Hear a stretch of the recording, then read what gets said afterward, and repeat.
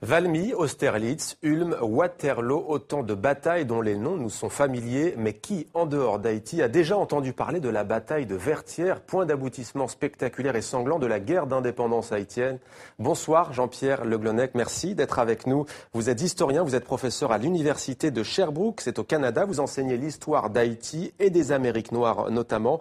Vous êtes l'auteur de ce livre, L'armée indigène, la défaite de Napoléon en Haïti. Le livre est publié aux éditions Lux. Alors, vous penchez donc sur cet épisode méconnu de l'histoire de France et de l'histoire d'Haïti. Racontez-nous la bataille de Vertières. La tâche est impossible. L'histoire de la bataille a été racontée par le plus grand historien haïtien du XIXe siècle, Thomas Madiou, à la façon romantique, à la façon Michelet. Et Madiou a alors tout dit. Je ne suis pas sûr qu'il s'est appuyé sur des sources, mais il a tout dit. Finalement, le 18 novembre 1803, c'est vraiment l'acte final de la guerre d'indépendance. Et la bataille, la toute dernière bataille, dure environ 11 heures. Elle commence vers 6 heures du matin. Elle se termine à 5 heures par un orage providentiel.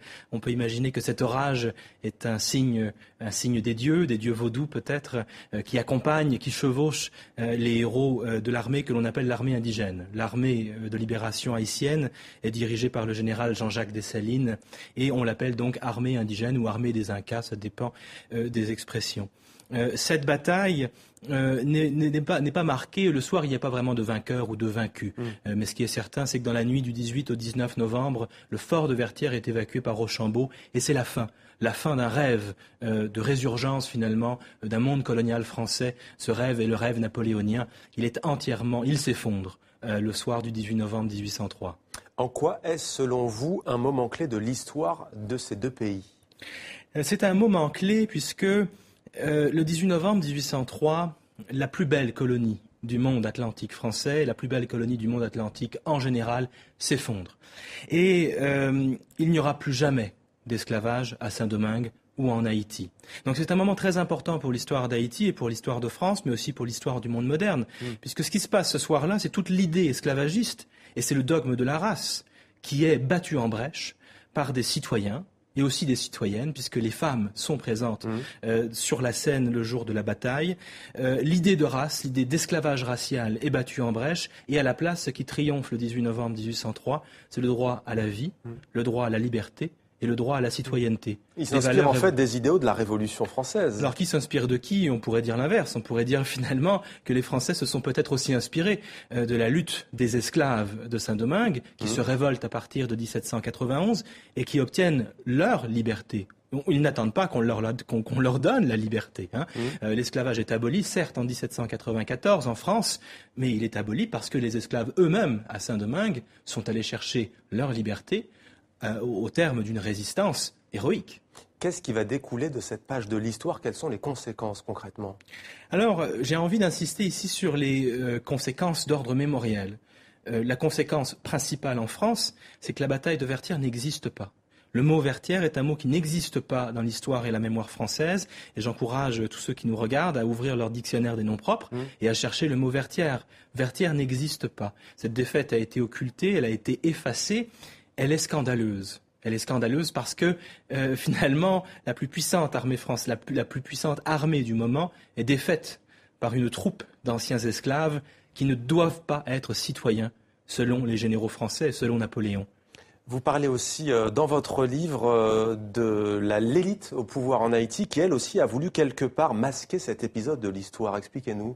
Alors c'est une longue histoire, mais dans les faits, en effet, la bataille de Vertières n'est pas commémorée en Haïti avant les années 1930 environ. Ce qui se passe au XIXe siècle, c'est qu'il y a une lutte de pouvoir entre les différents chefs d'État haïtiens qui cherchent d'abord à cultiver leur propre culte.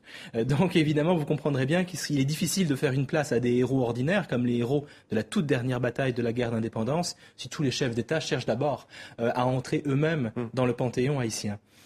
Au XXe siècle, Vertières commence à être reconnu comme un moment important dans l'histoire d'Haïti à la faveur de l'occupation américaine du pays. À partir du moment où il y a un nouvel occupant, eh bien, on ressort les héros de Vertières du placard historique et pour mobiliser, c'est ça, pour mobiliser.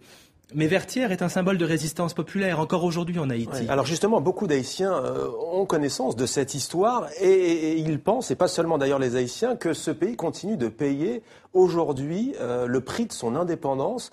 Est-ce que c'est un sentiment que vous partagez, vous qui travaillez sur cette page de l'histoire? Certainement, certainement. Vertières est un moment scandaleux. Si le 18 novembre 1803 n'existe pas dans le calendrier français, alors que c'est un moment d'histoire de France, c'est qu'il se passe là quelque chose d'impensable. Et qu'est-ce qui est impensable? C'est le renversement de la relation esclavagiste. Première République noire? Première République noire, mais ça va bien au-delà.